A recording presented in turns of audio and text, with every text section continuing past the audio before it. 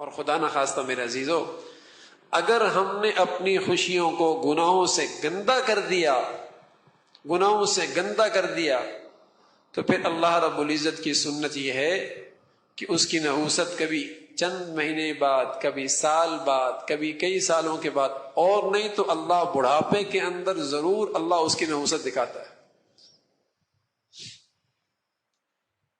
جب شوہر بھی نگاہیں پھیر لیتا ہے، اور بس اوقات بیوی بھی نگاہیں پھیر لیتی ہے، اولاد بھی داغ فراق دے دیتی ہے، ہاں، اور بس اوقات یہ انہی خوشیوں کی نحوست ہوتی ہے جو اس نے جوانی کے شباب کے مزوں میں جوش میں کیے تھے، اب جب اسے سب کی ضرورت پڑی سب نے ساتھ چھوڑ دیا،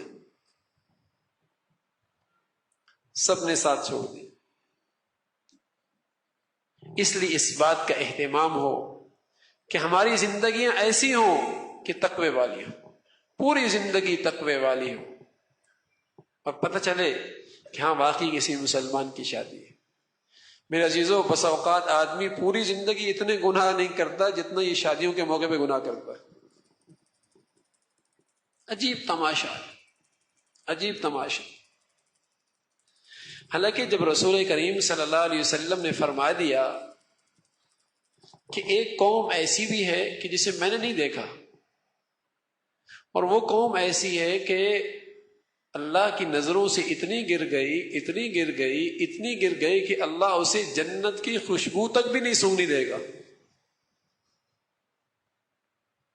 اور فرمایا وہ قوم کون سی ہے؟ قاسیات عاریات ممیلات مائلات رؤوسهن كأسنمة البخت لم يجدن ريح الجنة وإن ريحها لا يوجد من مسيرة كذا وكذا أو كما قال عليه الصلاة والسلام۔ فرمایا وہ قوم وہ ہے جو لباس تو پہنی ہوتی ہے لیکن پھر بھی ننگی ہوتی ہے۔ ہماری خوشیوں کا حال کیا ہوتا ہے، کیا تماشا ہوتا ہے؟ تو وہاں رحمت اترے گی یا نحوست اترے گی؟ برکات اتریں گی یا اللہ رب العزت کے طرف عذاب کے فیصلے ہوں گے؟ فرمایا کاسیات لباس پہنی ہوں گی پھر بھی ننگی ہوں گی۔ صحابہ نے اپنے نبی کی بات کی سچائی پر ایمان لایا، اگرچہ وہ مخلوق اس سوسائٹی اور معاشرے میں نظر نہیں آتی تھی، قریبی زمانہ جاہلیت سے گزرا تھا، وہ مخلوق نبی نے فرمایا میں نے اب تک دیکھی نہیں ہے، لیکن اب وہ ساری مخلوق نظر آتی ہے کہ لباس پہنی ہوئی ہوتی ہیں اور اتنا باریک کہ اندر کا سارا جسم جھلکتا ہے، اتنا تنگ کہ اندر کا سارا جسم نظر آتا ہے، اتنا چست کہ اندر کا سارا جسم جھلکتا ہے۔ ممیلات المائلہ، خود بھی گندیاں، دوسروں کو گندے کی طرف مائل کرنے والی ہیں۔ تو میرے عزیزو، اگر ہم چاہتے ہیں کہ اللہ رب العزت ان ازواجی زندگیوں کو مبارک بنا دے، جیسے آپ دیتے نا بہت مبارک ہو، تو صرف الفاظ سے برکت نہیں آیا کرتی، وہ عمل بھی اختیار کرنا پڑے گا جس کی برکت سے اللہ برکتیں اتارتا ہے۔ اور وہ کیا چیز ہے؟ وَلَوْ أَنَّ أَهْلَ الْقُرَىٰ آمَنُوا وَاتَّقَوْا لَفَتَحْنَا عَلَيْهِمْ بَرَكَاتٍ مِّنَ السَّمَاءِ۔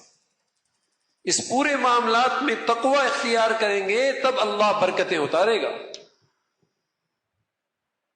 اللہ آپ کی شادی کو مبارک کرے، کیا مطلب؟ ارے تقوی اختیار کرو تب مبارک ہوگا۔ اگر تقوی نہیں ہے اور گناہوں کا سیلاب ہے ہماری خوشیوں میں، تو پھر اس کی نحوست ہو، پھر اس کے نتائج بد بھگتنے کے لیے ہم دنیا میں تیار ہو جائیں، آخرت میں تو ہے ہی، اس کے اثرات یہاں بھی دیکھیں گے۔